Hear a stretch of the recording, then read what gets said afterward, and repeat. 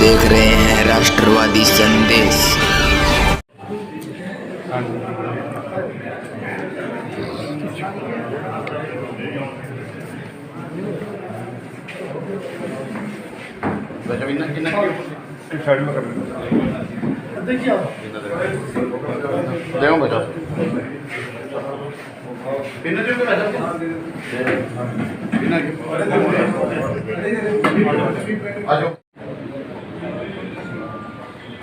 यहाँ हनुमानगढ़ में वक़्फ़ सुधार जन जागरण अभियान का आज हनुमानगढ़ जिला मुख्यालय में भारतीय जनता पार्टी के कार्यालय में यहाँ जो है अभी जो जन जागरण अभियान है उसके लोग उपस्थित हैं और यहाँ प्रदेश के पदाधिकारी आएंगे, संभाग के भी आएंगे। यहाँ अभी कुछ ही देर में यहाँ कार्यक्रम शुरू होगा। तो देखते रहिए राष्ट्रवादी संदेश। और जो लोग राष्ट्रवादी संदेश को पहली बार देख रहे हैं उनसे निवेदन है कि राष्ट्रवादी संदेश को यूट्यूब पे सब्सक्राइब कीजिए और वीडियो पसंद आए तो लाइक कीजिए। तो ले चलता हूँ आपको वक़्फ़ सुधार जन जागरण अभियान हनुमानगढ़ जिला।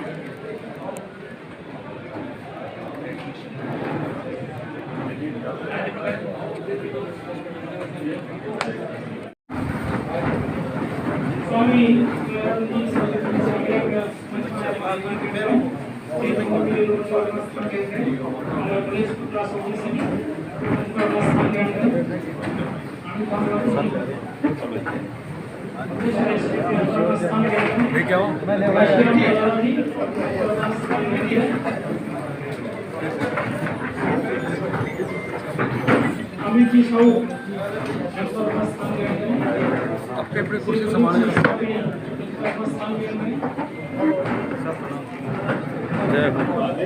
देख जी जय हो अध्यक्ष बने वाला आज मिले आप याद होते हैं ना।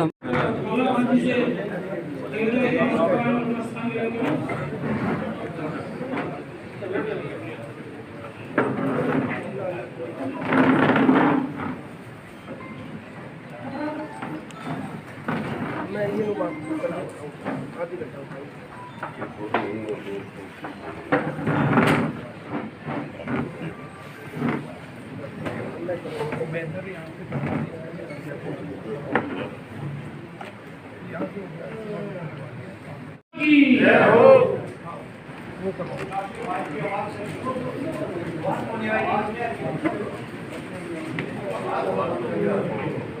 भारत माता की जय हो।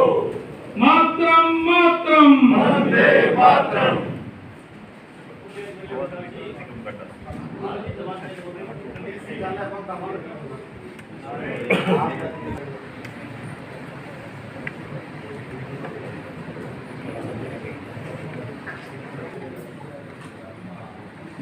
भारत माता की जय हो।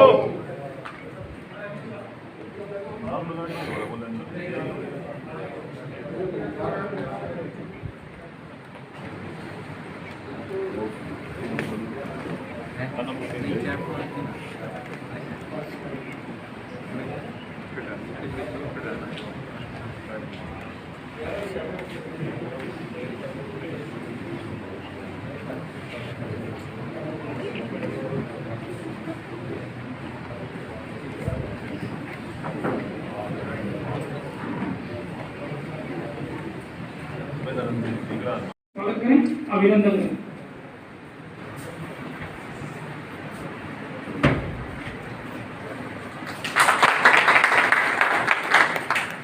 श्री प्रमोद देवी जी के स्वागत के लिए मैं अनूप सिंह जी शेखावत को सेनेटर करता हूँ आए और दुपट्टा पहनाकर जिलाधीश जी का स्वागत करें, अभिनंदन करें।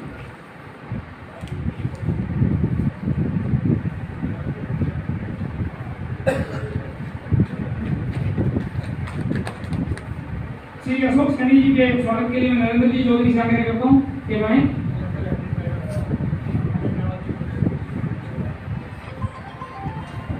हमारे अल्पसंख्यक मोर्चा के प्रदेश अध्यक्ष आमिर खान रावत जी के पुष्पा जी नाटा हमारे जिला उपाध्यक्ष से मैं आग्रह करता हूँ कि भाई और दोबारा स्वागत करें, अभिनंदन करें। जोरदार तालियों से स्वागत करें भैया।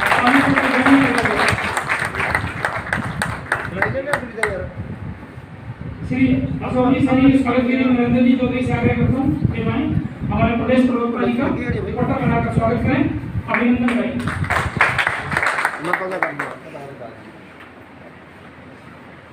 काशी राम जी गोदारा के स्वागत के लिए मैं दिलीप जी बेनीवाल से आग्रह करता हूँ कि आएं और दुपट्टा पहनाकर भाई साहब का स्वागत करें, अभिनंदन करें।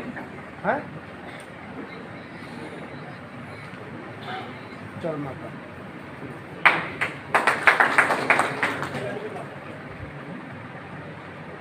श्री गुरदीप जी साहब के स्वागत के लिए मैं प्रकाश जी दोनों से आग्रह करता हूँ कि मैं दुपट्टा बनाकर स्वागत करें, अभिनंदन करें।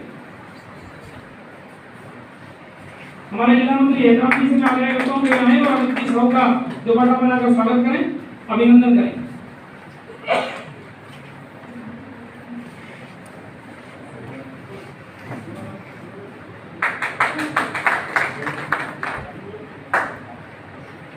हमारे अल्पसंख्यक मोर्चा के जिलाध्यक्ष सतीश जी गौरी के स्वागत के लिए मैं गिरधारी जी नाम से आग्रह करता हूँ कि वहीं और दुपट्टा बनाकर स्वागत करें, अभिनंदन करें।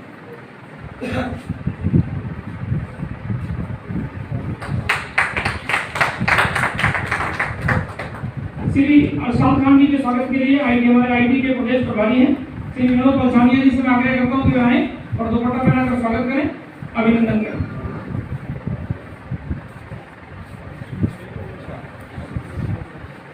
श्री रमनदीप जी से मैं आग्रह करता हूँ मंडल अध्यक्ष जी से कि वे आए और बाबा खान जी का दुपट्टा बनाकर स्वागत करें, अभिनंदन करें।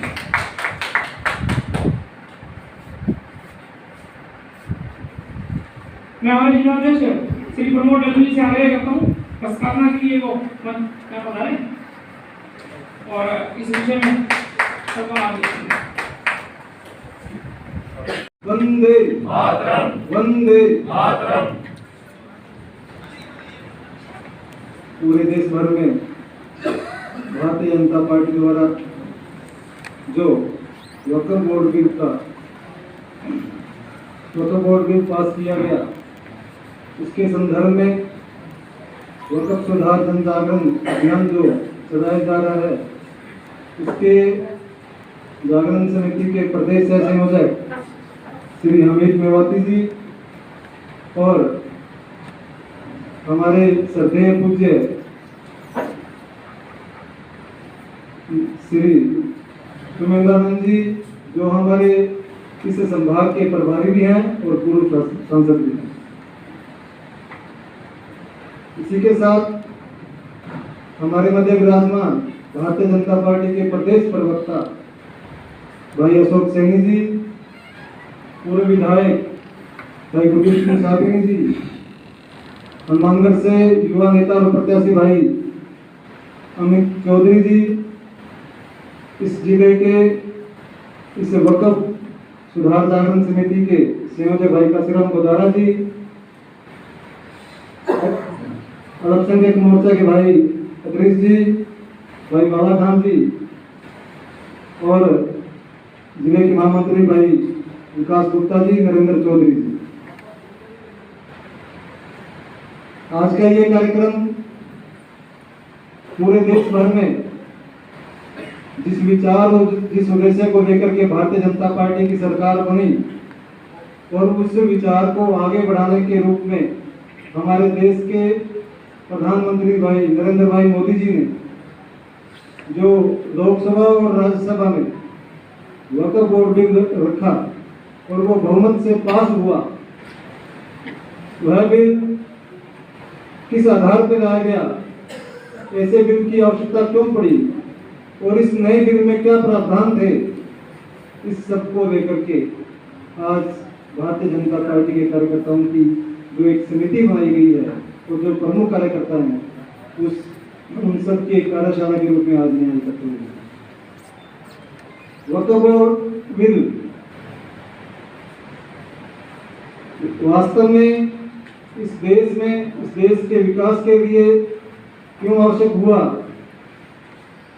कि गरीब को उसकी सुविधा मिलनी चाहिए, गरीब का विकास होना चाहिए, गरीब का जो हक है उसको निश्चित रूप से मिलना चाहिए। इसके बारे में हमारे मध्य विराजमान सुमेधानंद जी और हमीद मेवाती जी हम सबसे विस्तृत रूप से चर्चा करने के लिए आए हैं। मैं हनुमानगढ़ जिले की तरफ से आपका बहुत बहुत अभिनंदन और स्वागत करता हूँ। आप सब भी इस कार्यशाला में उपस्थित हैं।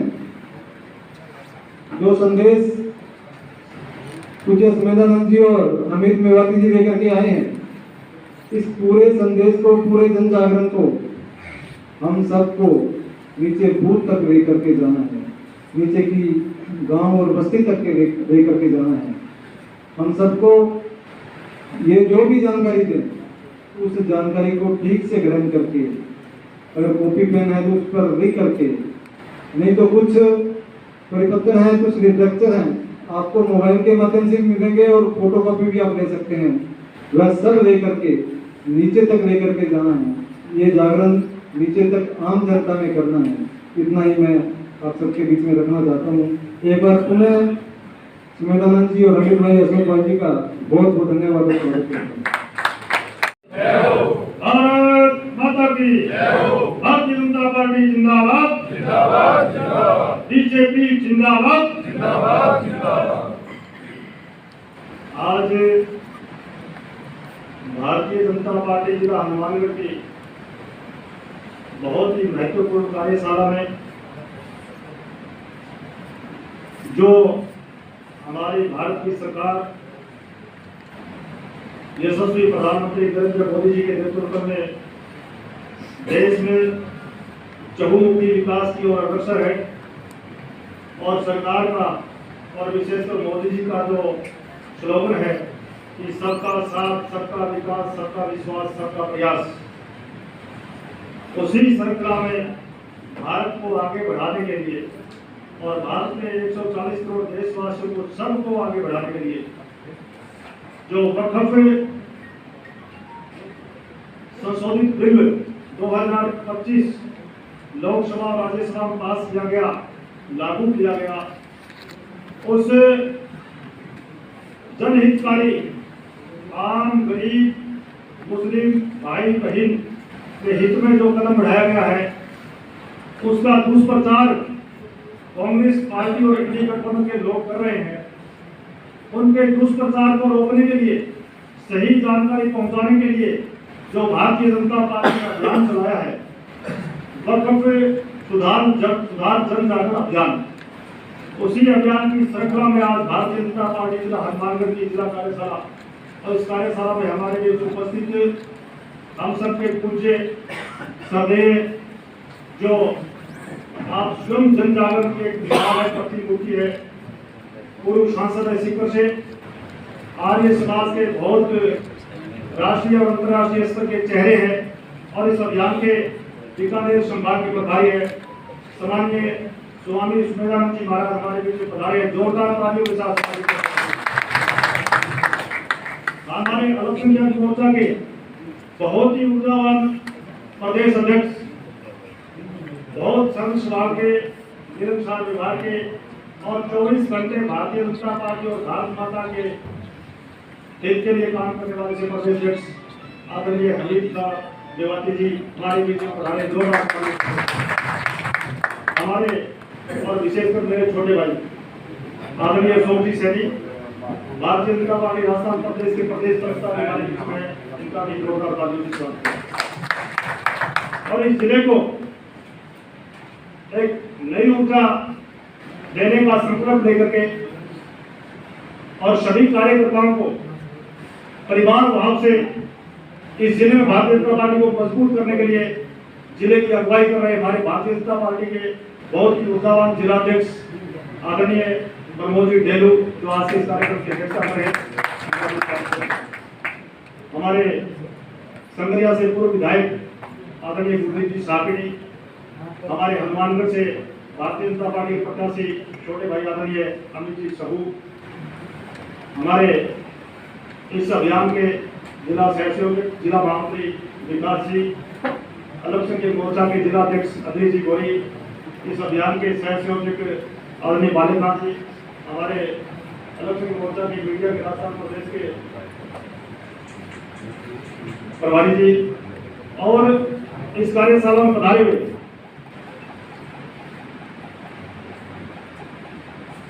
सभी जिला पदाधिकारी, मोर्चों के अध्यक्ष, महामंत्री मोर्चा की कार्य समिति, मंडलों के अध्यक्ष, महामंत्री और इस अभियान के मंडलों के संयोजक, सहसंयोजक, पधारे हुए सभी जनप्रतिनिधिगण, आदर सम्मान के लोग, कार्यकर्ता साथियों, ये जो वक्फ बोर्ड के विषय में हमारे देश में काफी सालों से जनता के बीच में बहुत बड़ा चर्चा का विषय बना हुआ है और बहुत सारी बातों से इसमें हिंदू मुस्लिम का कोई सवाल नहीं है। मैं इसमें एक बात क्लियर कर देना चाहता हूं, वक्फ बिल संशोधन विधेयक जब आया उससे पहले हमारे देश के यशस्वी प्रधानमंत्री आदरणीय नरेंद्र मोदी जी ने भारतीय जनता पार्टी संसदीय दल की बैठक बुलाई और सबके सामने एक विषय रखा, प्रश्न रखा कि हम भारत को 2047 तक विकसित राष्ट्र बनाने का संकल्प लेकर चल रहे हैं। 2047 तक हमें भारत को विकसित राष्ट्र बनाना है। यदि हमारे देश के मुस्लिम भाई, जिनकी जनसंख्या लगभग 20% है, उनके परिवार, वो गरीब, वो मजदूर, उनके घर में खुशहाली नहीं आई, उनका विकास नहीं हुआ, तो क्या भारत विकसित राष्ट्र बन पाएगा? तो सब ने कहा कि उनको यदि छोड़ दिया जाए तो विकसित राष्ट्र नहीं बन सकता। मोदी जी ने कहा भारत के 140 करोड़ मेरे देशवासी सारे के सारे घर परिवार समृद्ध होंगे, खुशहाल होंगे, उनके घर परिवार में खुशहाली आएगी, विकास उनके घर तक पहुंचेगा, तो ही भारत विकसित राष्ट्र बन सकता है। इसलिए हमें जाति, पंथ, धर्म, समुदाय नहीं, 140 करोड़ भारतवासियों को अपना परिवार मान के सबके विकास के लिए काम करना है। इसलिए मुस्लिम समाज के उन गरीब परिवारों का भला हो, हमारी गरीब माता बहनों का, मुस्लिम बहनों का जो भला हो, उनमें से विधवा हो, निराश्रित हो, पीड़ित हो, शोषित हो, उनका भी भला हो। इस प्रकार की कार्य योजना बना करके उनके विकास की दिशा में भी हमें कदम बढ़ाने होंगे। इसलिए अनेक देश के चिंतक, बुद्धिजीवी, समाज सेवी, राजनीतिज्ञ, उनमें सभी पंथ, धर्म, समुदाय के सर्वोच्च चिंतक लोग भी शामिल थे। उन सब के साथ चर्चा करने के बाद में और मुस्लिम परिवारों में खुशहाली लाने के लिए वो जो वंचित है, शोषित है, जिनके घरों परिवारों को विकास नहीं पहुंचा, उनके विकास के लिए, उनकी भलाई के लिए, उनके हित के लिए ये वक्फ जो संशोधन बिल 2025 लाया गया। सुभाष जी मंच पर आए और अपना स्थान ग्रहण करें। आज की इस कार्यशाला में मुख्य वक्ता के रूप में स्वामी सुमेधानंद जी सरस्वती पूर्व सांसद सीकर हमारे बीच में पधारे हैं। एक बार जोरदार तालियां बजाकर के स्वामी जी का स्वागत करें। अल्पसंख्यक मोर्चा के बहुत ही ऊर्जावान प्रदेश अध्यक्ष भाई अमित खान मेवाती जी, हमारे यहाँ के जिलाध्यक्ष भाई प्रमोद डेलू जी,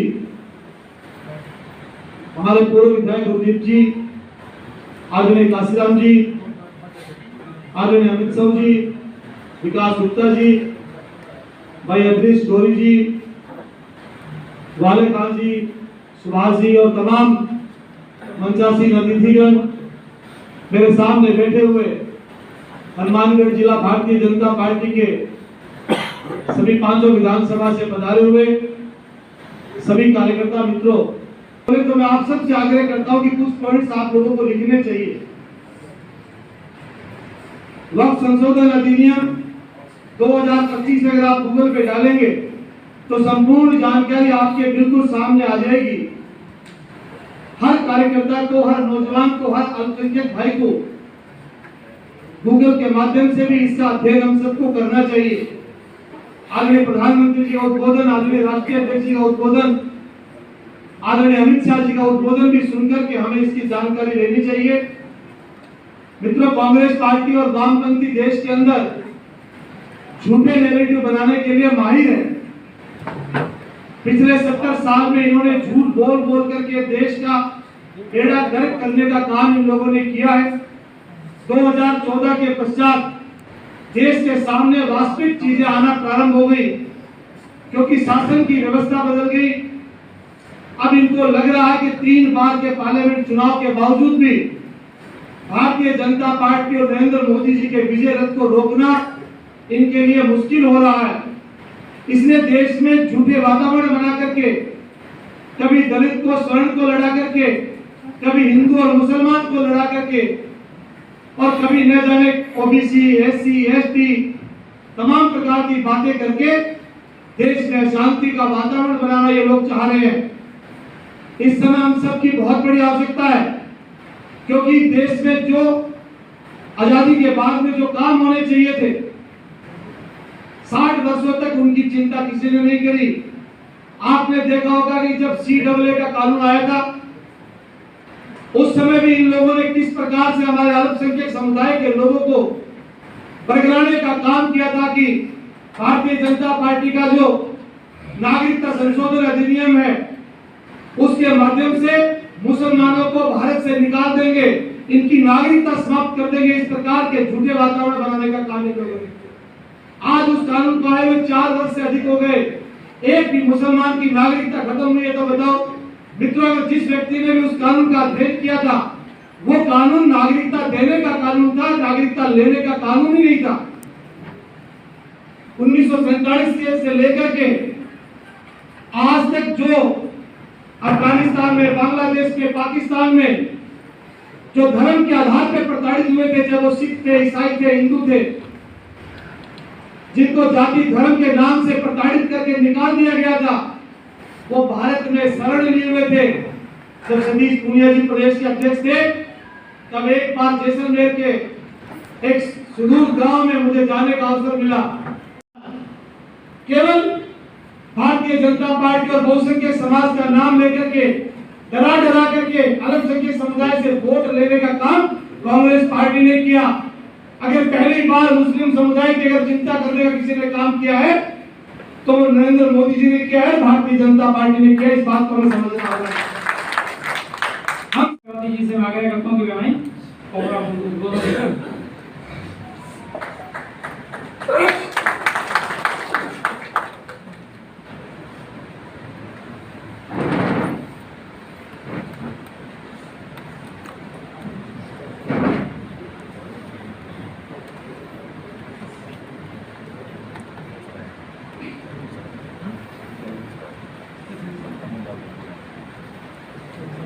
भारत माता की जय हो। भारत माता की जय हो। भारतीय जनता पार्टी जिंदाबाद। भारतीय जनता पार्टी जिंदाबाद। श्री नरेंद्र मोदी जिंदाबाद। श्री नरेंद्र मोदी जिंदाबाद। श्री भजनलाल शर्मा जिंदाबाद। श्री भजनलाल शर्मा जिंदाबाद। अल्पसंख्यक मोर्चा जिंदाबाद। भारतीय जनता पार्टी जिंदाबाद। आज की इस कार्यशाला में हमारे पूरे प्रदेश के अंदर वक्फ सुधार जन जागरण अभियान, जो पूरे देश के अंदर मुस्लिम समाज के लोगों को जागरूक करने के लिए चलाया जा रहा है। और हमारा सौभाग्य है कि मेरा जैसा कार्यकर्ता जो भारतीय जनता पार्टी में काम करता है, जो दुनिया की सबसे बड़ी पार्टी है, और इसमें इस राजस्थान का नेतृत्व करने का मुझे अवसर मिला। पार्टी के वरिष्ठ नेताओं का, हमारे प्रदेश के अध्यक्ष मदन राठौर जी का मैं आभार व्यक्त करता हूं, क्योंकि पूरे राजस्थान में इस कार्यक्रम को ले जाकर आम मुस्लिमों में हमें ये जागरूकता पैदा करनी है कि जो भ्रांतियां हमारी विपक्षी पार्टियों ने, और विशेष तौर से जिनकी बड़ी ज्यादा सरकार लंबे समय तक रही कांग्रेस पार्टी, उन्होंने हमारे लोगों को गुमराह करने का काम किया। कुछ हमारे मठाधीश भी हैं जो ठेका ले लेते हैं कि मुस्लिम समाज को हम जैसा चाहेंगे वैसा करा लेंगे, लेकिन अब जमाना बदल गया है। देश के अंदर माननीय प्रधानमंत्री श्री नरेंद्र मोदी जी का राज है, जो सब 40 करोड़ हिंदुस्तानियों को अपना परिवार समझते हैं। ऐसे हमारे परिवार का जो मुखिया हैं उनका हम आभार व्यक्त करते हैं कि उन्होंने ये जो संशोधन बिल 2025 पारित किया है, उन्होंने देखा कि मुस्लिम समाज के लोगों के उत्थान के लिए इन सरकारों ने कोई काम नहीं किया। इन सरकारों ने सिर्फ वोट बैंक के नाम पर उनको यूज किया है। और आज जो स्थिति है, ये तो कांग्रेस सरकार को पता लग गया था कि मुसलमानों की स्थिति क्या है।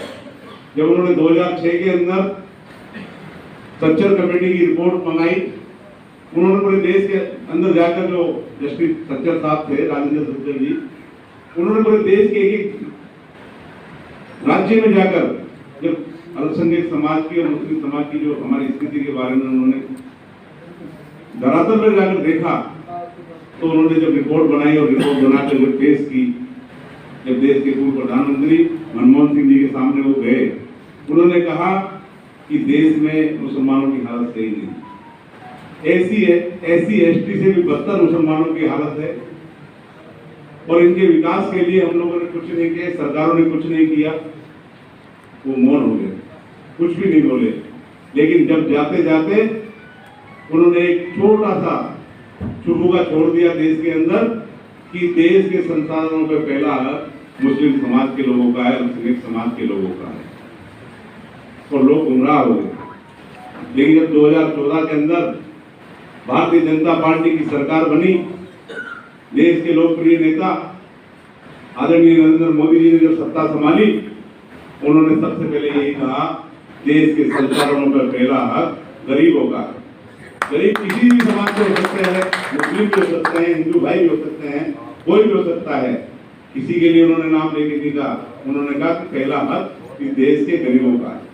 गरीबों के लिए काम करने वाले, गरीबों के बारे में सोचने वाले, इस देश को विकसित भारत बनाने का लक्ष्य लेकर जो आज देश के लिए काम कर रहे हैं आदरणीय प्रधानमंत्री जी, इस देश को विकसित भारत 2047 में जो उन्होंने बनाने का लक्ष्य लिया है, हम सब कार्यकर्ता मिलकर उनके लक्ष्य को पूरा करने का काम करेंगे। क्योंकि भारतीय जनता पार्टी की सरकार सबका साथ, सबका विकास, सबके विश्वास की बात करती है।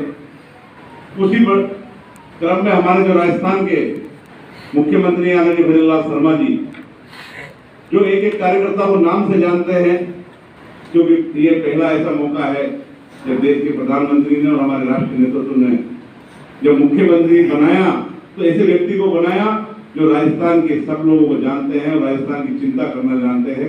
राजस्थान की चिंता करके आज जिन्होंने काम किया, इतने कम समय के अंदर राजस्थान के अंदर जिन्होंने विकास के जो नए आयाम स्थापित किए हैं, चाहे पानी का मामला हो, चाहे पानी के लिए जो पड़ोस में हमारे कांग्रेस की सरकार हुआ करती थी, उन्होंने उस पर हस्ताक्षर नहीं किए।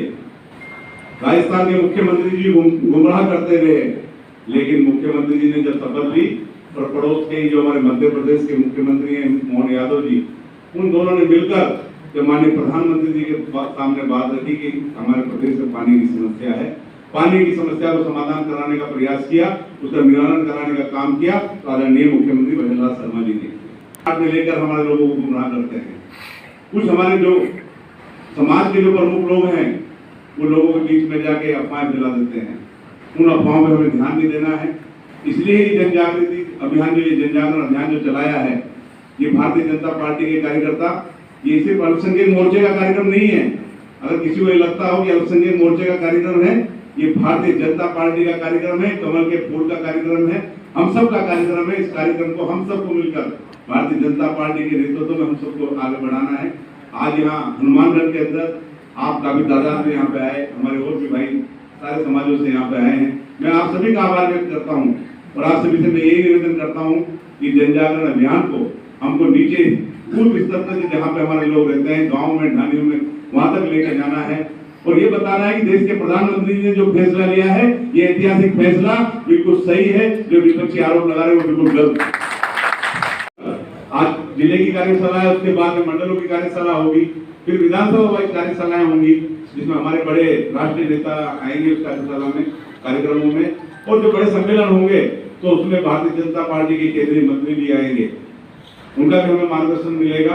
तो हम सब मिलकर इस कार्यशाला को आगे बढ़ाएंगे और जो काम हमें भारतीय जनता पार्टी ने दिया है, इस काम को हम सब मिलकर, आप सब कार्यकर्ताओं से मेरा यही आग्रह है कि आने वाले दिनों में इस भारतीय जनता पार्टी के अभियान को हम सबको मजबूती के साथ बढ़ाना है। और वक्त संशोधन बिल जो लाया है माननीय प्रधानमंत्री जी ने, मैं उनका अल्पसंख्यक मोर्चे की तरफ से और इस राजस्थान की जनता की तरफ से आभार व्यक्त करता हूं कि ये जो संशोधन बिल है, इससे उन लोगों को इस तकलीफ हो रही है जिन्होंने सिर्फ कब्जे कर रखे हैं। आम जनता के अंदर बड़ा खुशी का माहौल है। आम जनता चाहती है कि उनका विकास हो, जो विकास 70 साल से कांग्रेस पार्टी ने रोक रखा था। क्योंकि आगे की जो पूरी जानकारी है हमारे स्वामी सुमेधानंद जी साहब जो आपके मुख्य वक्ता हैं वो बताएंगे आपको, क्योंकि इसमें उनका चिट्ठा खुल गया। जो हितैषी बनते थे मुसलमान समाज के, जो कांग्रेस के बड़े लीडर हैं, उनके भी नाम इसके अंदर है, और जो ओवैसी साहब लोगों को गुमराह करने का काम करते हैं, उनका नाम भी इसके अंदर है। उन्होंने करोड़ों रुपए की जमीन पर कोटकी पर कब्जा कर रखा है। अब वो सब तिलमिला रहे हैं, क्योंकि जब माननीय मोदी जी ने जब ये बिल पास करा दिया और ये पूरे देश के अंदर जब लागू हो गया, तो जिन्होंने अवैध कब्जे कर रखे हैं निश्चित ही खाली होंगे। और आपके हनुमानगढ़ में और गंगानगर में जिन लोगों ने भी अवैध तरीके से वक्त संपत्ति पर कब्जा कर रखा है, उसके लिए भी हम प्रयास करेंगे, अभियान चलाएंगे। और राजस्थान के मुख्यमंत्री, मुझे विश्वास है कि वो मुख्यमंत्री जी राजस्थान के जो यहाँ पर हनुमानगढ़ और गंगानगर में जिन्होंने कब्जे करा उनको खाली कराने का काम करेंगे, और जनता के हित में जो भी फैसले होंगे हम सब मिलकर करेंगे। आज की इस कार्यशाला में आपने बुलाया, सम्मान किया, उसके लिए मैं भारतीय जनता पार्टी हनुमानगढ़ की टीम को, अल्पसंख्यक मोर्चे के कार्यकर्ताओं को और ये युवा साथी और जो भाई यहाँ इस कार्यशाला में आए सभी का तहे दिल से आभार व्यक्त करता हूँ। जय हिंद, जय भारत।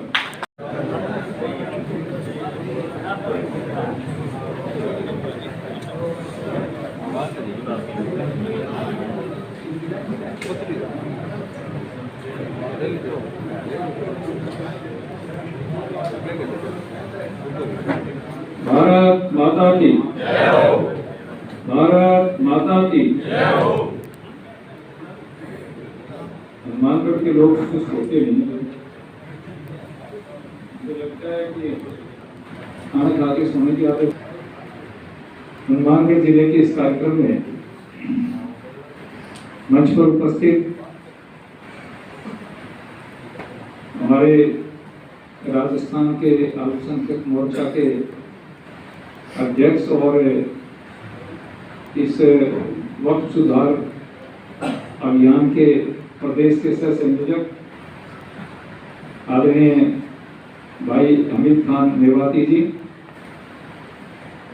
हमारे प्रदेश के प्रवक्ता भाई अशोक सैनी जी, भारतीय जनता पार्टी हनुमानगढ़ के जिलाध्यक्ष भाई प्रमोद देलू जी, संगरिया के पूर्व विधायक भाई साहब जी, केलेगंगा के पूर्व विधायक भाई धर्मेंद्र जी, हमारे हनुमानगढ़ के इस कार्यक्रम के जिला संयोजक आदरणीय काशीराम गोदारे जी, हनुमानगढ़ से भाजपा के प्रत्याशी रहे युवा नेता भाई अमित साहू जी, अल्पसंख्यक मोर्चा के जिलाध्यक्ष श्री अदरीश गौरी जी, सह संयोजक श्री बाला खान जी,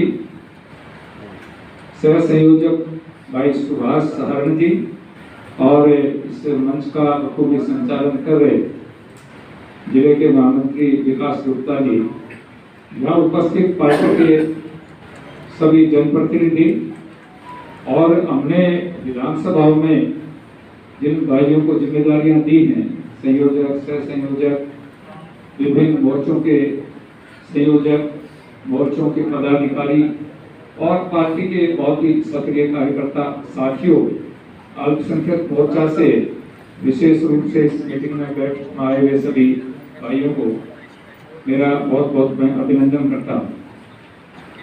साथियों,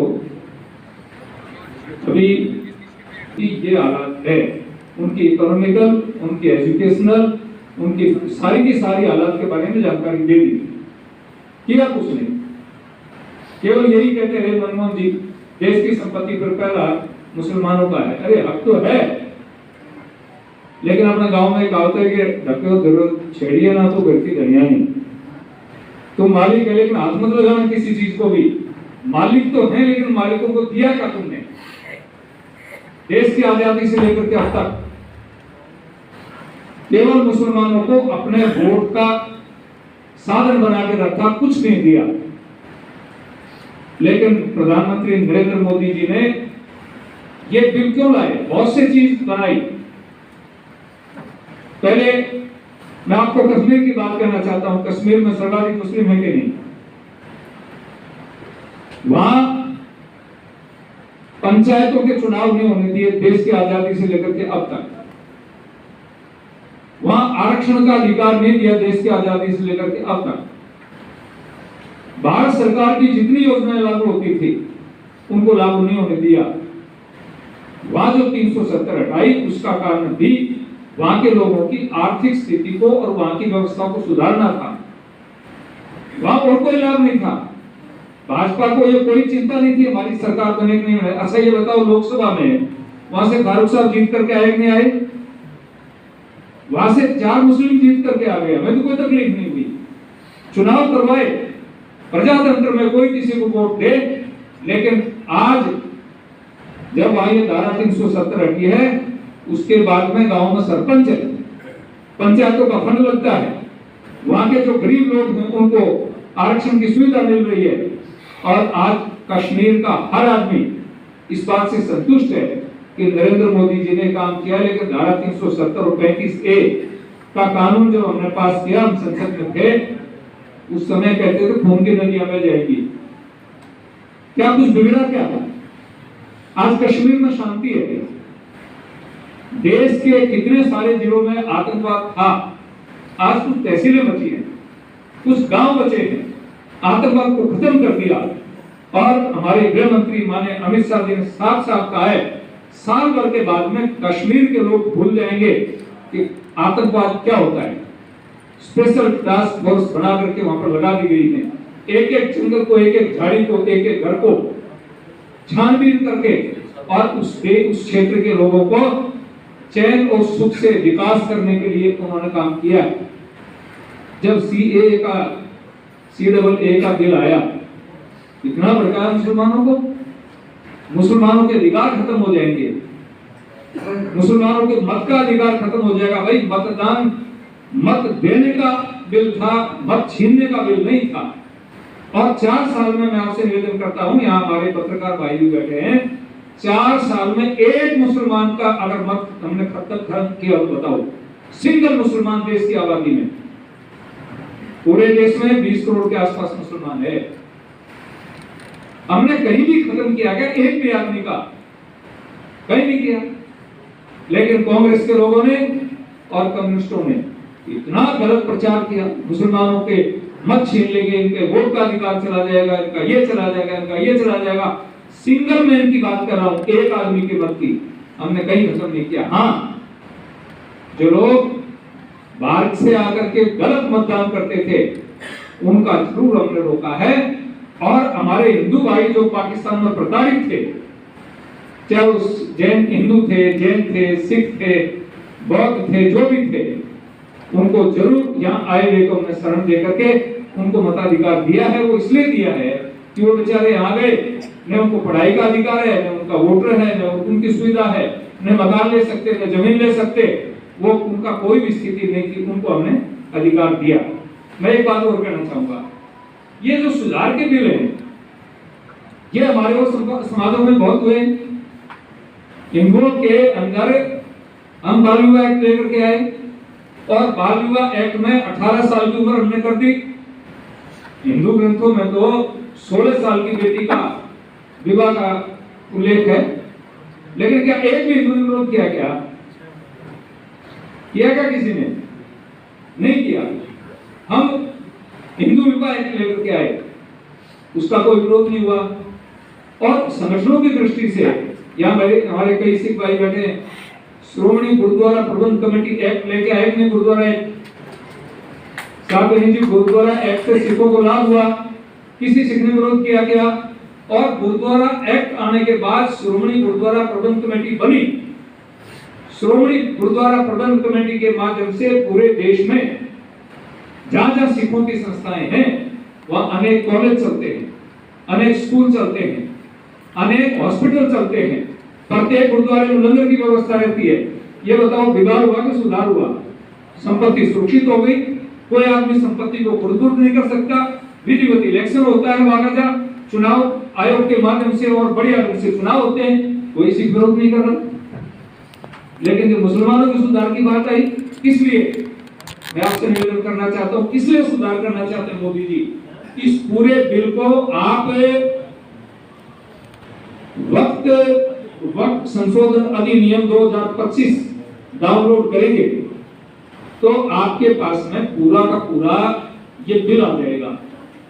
आप इस पूरे बिल को पढ़ें। मैंने पूरे बिल को पढ़ा है और कई बार पढ़ा है। एक भी लाइन कहीं नहीं लिखी कि वक्त की संपत्ति को सरकार ले लेगी। हमने ये जरूर कहा है वक्त की संपत्ति पर जिन लोगों ने अनाधिकार कब्जे किए हैं, सरकार उन कब्जों को मुक्त कराएगी। किसके लिए कराएगी? क्या सरकार के लिए, क्या हिंदुओं के लिए, क्या सिखों के लिए, क्या बौद्धों के लिए, जैनों के लिए, ईसाइयों के लिए? किसके लिए? मुसलमानों के लिए कराएगी। वे मुसलमानों के लिए कराएंगे। हमें को किसी संप्रदाय को, मत को, सरकार को कोई मतलब उससे नहीं है। सरकार का काम है व्यवस्था करना। कमेटियां क्यों बनती है? व्यवस्था के लिए।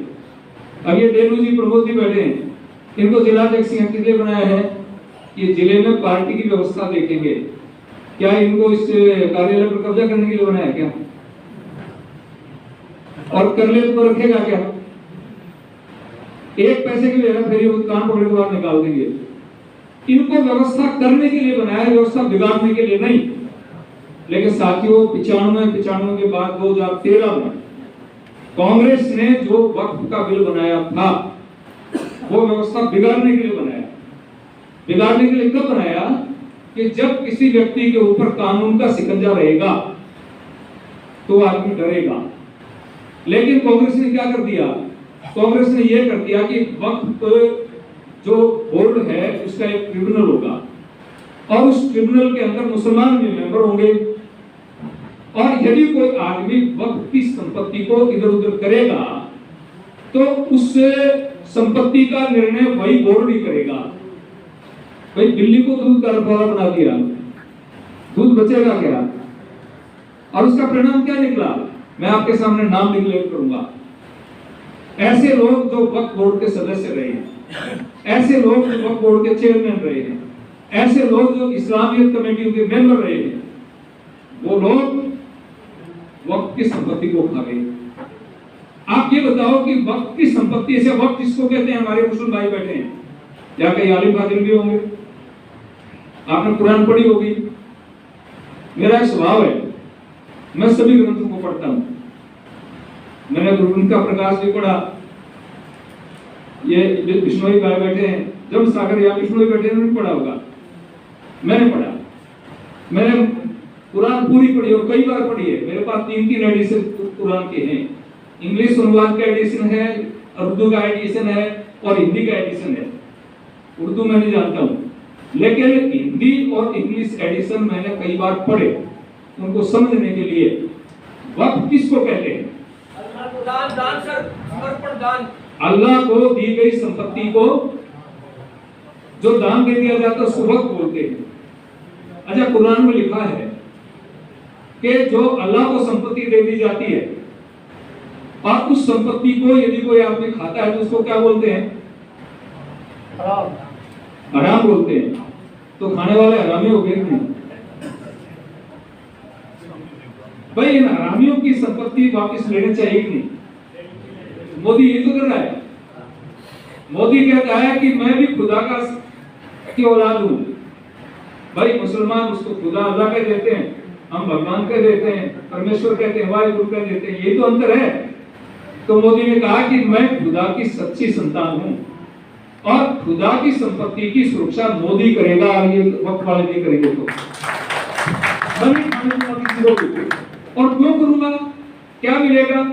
कि हमारे देश का जो गरीब मुसलमान है, उस गरीब मुसलमान को जैसे हमारी कमेटी, हमारी डीएवी कमेटी कितने स्कूल कॉलेज चलाती है, श्रीमोनी गुरुद्वारा कमेटी कितने स्कूल चलाती है, कितने कॉलेज चलाती है, कितने मेडिकल कॉलेज चलाते हैं, वो गरीब के लिए चलाते हैं, गरीब आदमी वहां पर भोजन करे। तो मोदी जी कहते हैं कि जो वक्त की संपत्ति थोड़ी नहीं है, 32 लाख संपत्तियां,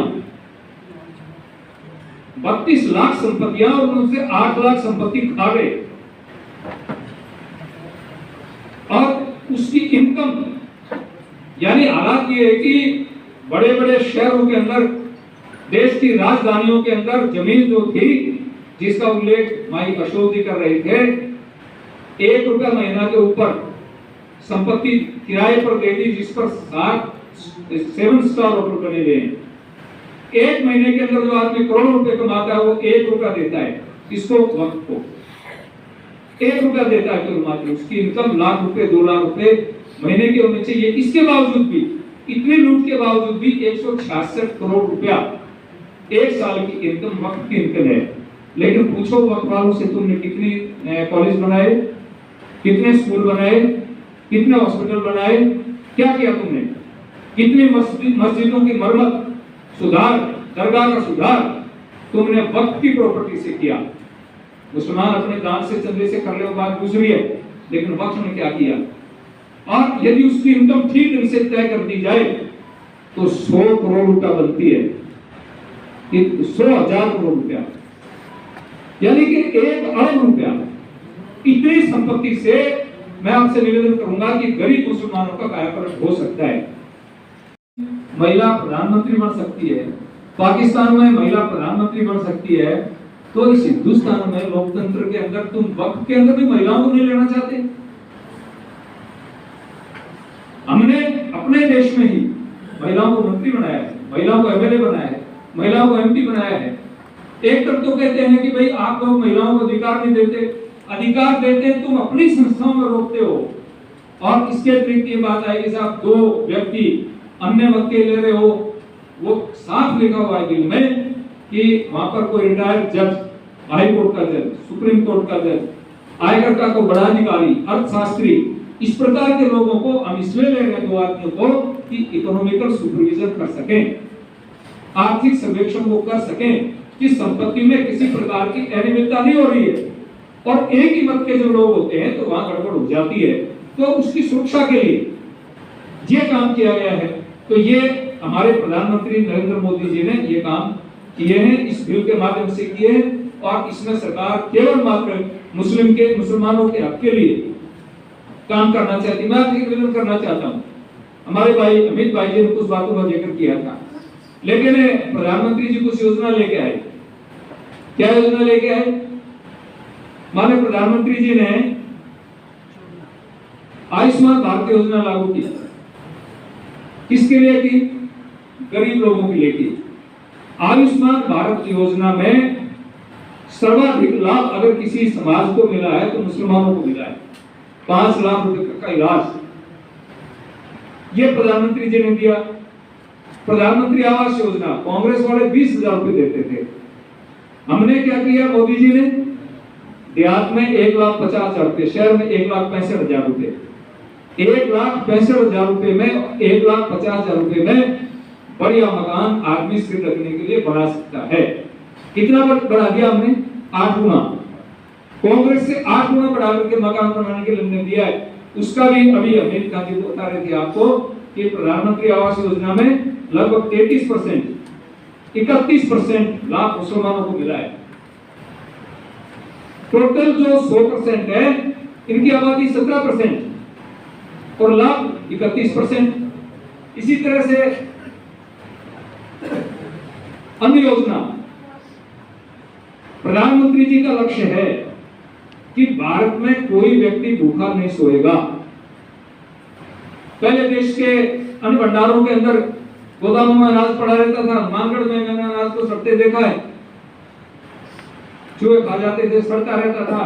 बाद में जो ये कैटल फीड बनाने वाली कंपनियां हैं, इनको 2 रुपए 1 रुपया किलो के हिसाब से औसत होता था।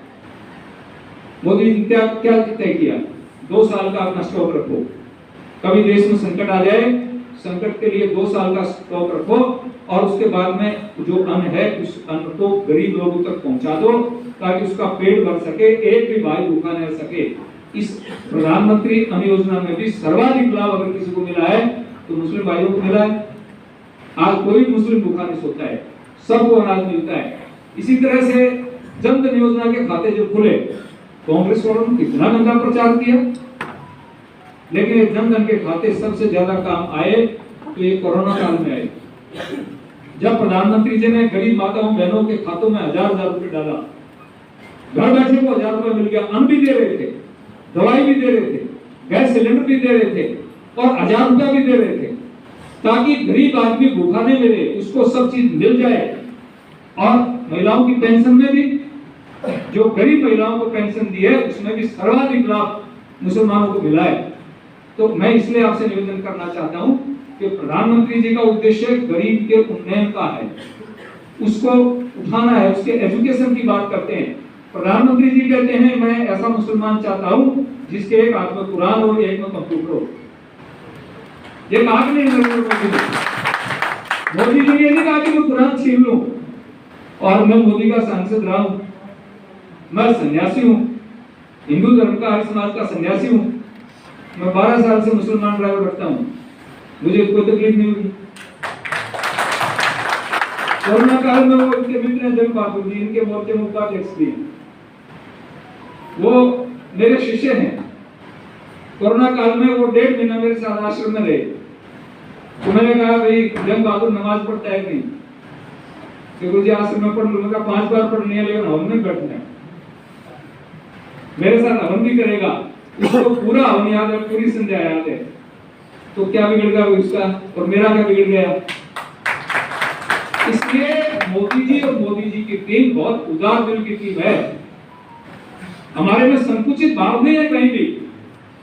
हम को छात्रवृत्ति मिले, उनको किताबें मिले, उनको विदेशों में जाने की सुविधा हो, पढ़ने की सुविधा हो, डॉक्टर बने, इंजीनियर बने, इस प्रकार की व्यवस्था के लिए ये कानून लाया गया है।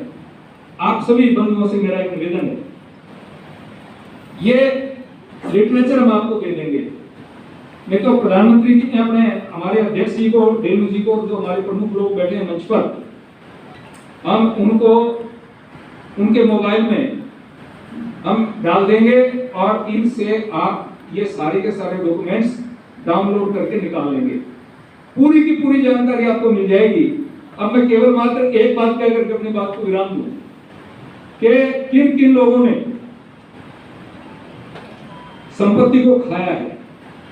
एक लिस्ट मैं आपको सुना देता हूं केवल नमूने के तौर पर, बाकी तो हम हर प्रांत में और हर जिले की सूची बनाएंगे और वो सूची प्रकाशित भी करेंगे कि कौन कौन आदमी, अभी मेवाती जी बता रहे थे गंगानगर में तो कब्रिस्तान की जमीन में भी लोग खेती कर रहे हैं, आपके अनुभव में।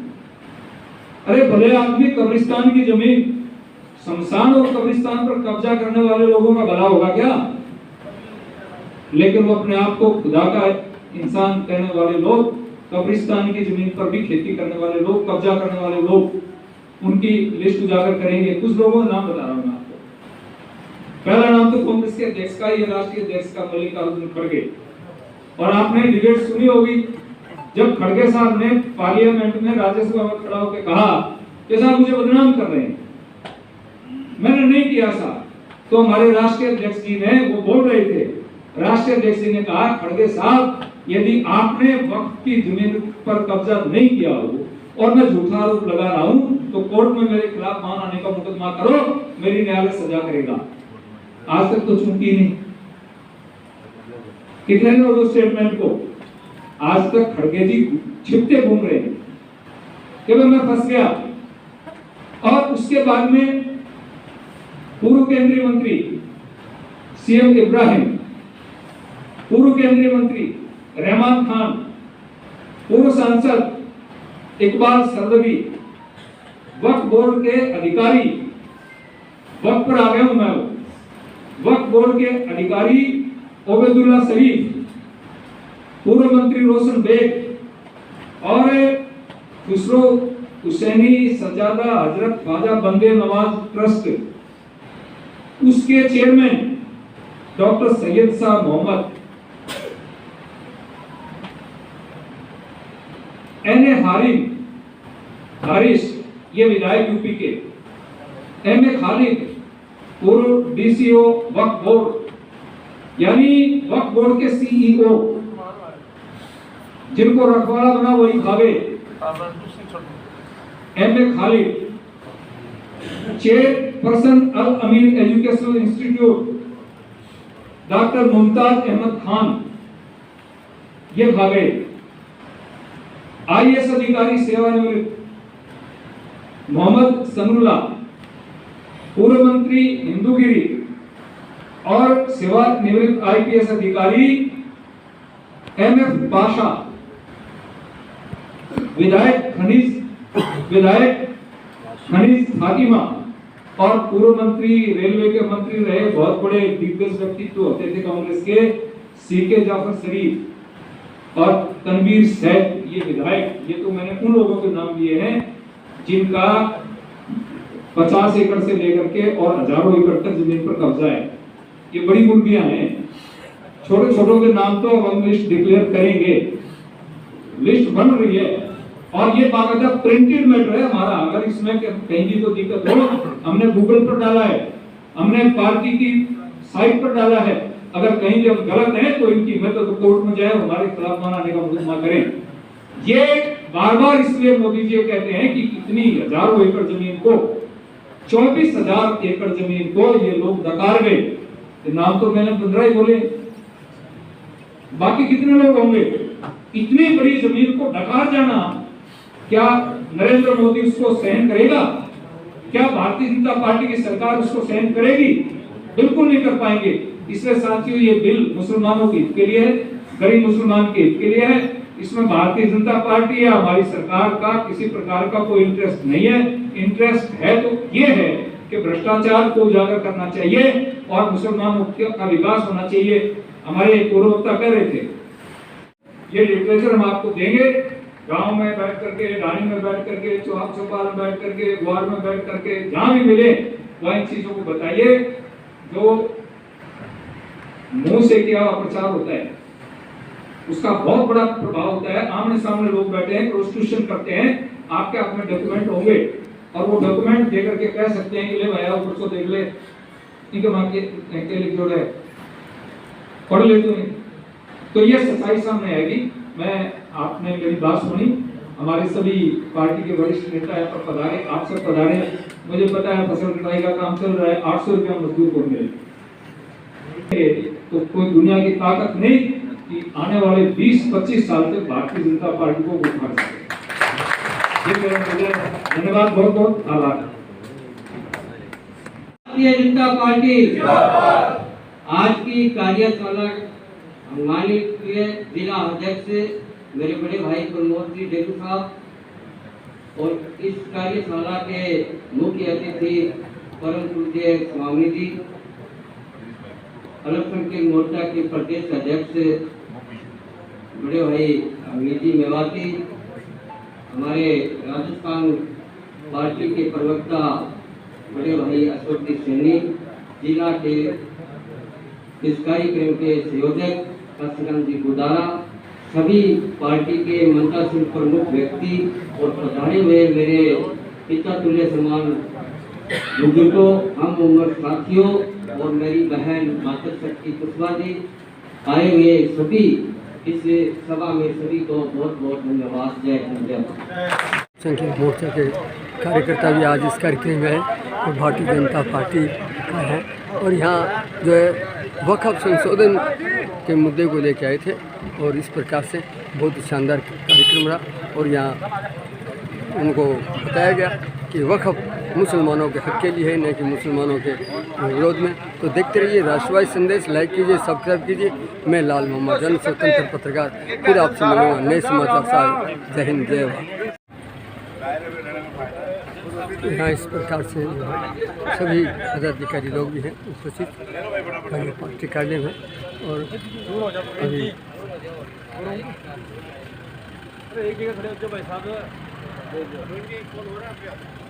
तो ही आ गया।